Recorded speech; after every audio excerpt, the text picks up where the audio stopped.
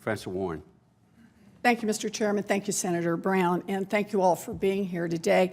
You know, according to news reports, Congressman Hensarling, the Republican chairman of the House Financial Services Committee, will soon be introducing a bill that repeals many of the financial reforms Congress put in place after the 2008 crisis. Now, we've only seen a summary of the bill so far, but even from that, it's clear that Congressman Hensarling and his fellow Republicans think that the poor Wall Street banks have suffered too much under the new rules, and it's time for them to return to the good old days before the 2008 crisis when these banks could run wild. Now, I only have 5 minutes today, but let's take a look at some of the many problems with Congressman Hensarling's wet kiss for the Wall Street banks. The first is the congressman's claim that he can end too big to fail by repealing the Financial Stability Oversight Council's ability to designate huge financial firms as too big to fail and put some extra restrictions on them.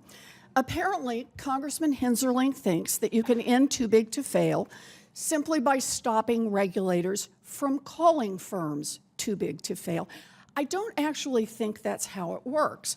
So, Professor Schooner, do you think that limiting the FSOC's ability to identify too big to fail banks and subjecting them to additional controls will end too big to fail?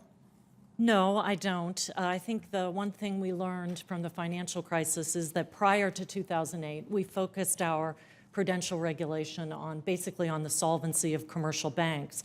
And what we saw in the crisis was that our focus was too narrow, that there are other financial institutions that present risks, and there are risks outside of insolvency. And so the creation of the FSOC and the SIFI designation process was a major response to those views, so the lessons learned from the crisis. So eliminating the SIFI designation won't make those risks disappear, and it will only leave them unchecked and will not make our financial system safer. Thank you. So let's look at some of the other changes that the congressman proposes.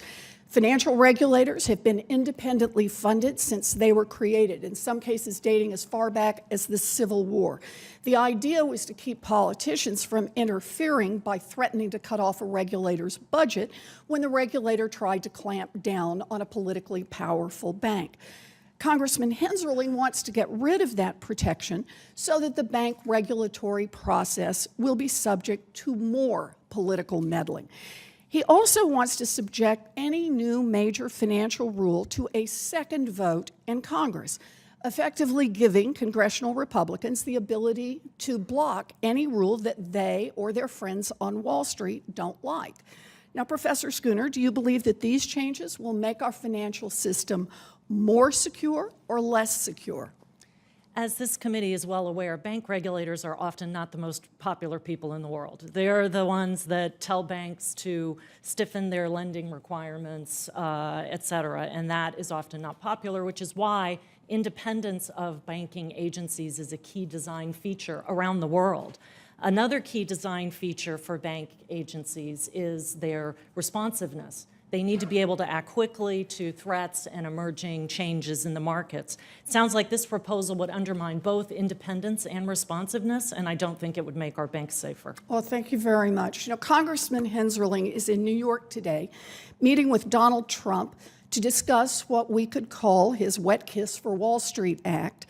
Now, while most Republicans in Congress are debating not whether to run away from Trump, but how far and how fast, Congressman Hensarling is sprinting toward Trump Tower.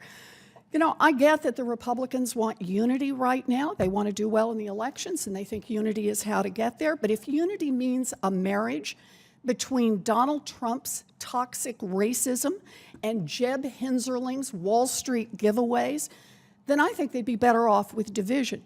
That is not what the American people are looking for, and it is a path to ruin, both for our economic system and for our country. Thank you, Mr. Chairman. Senator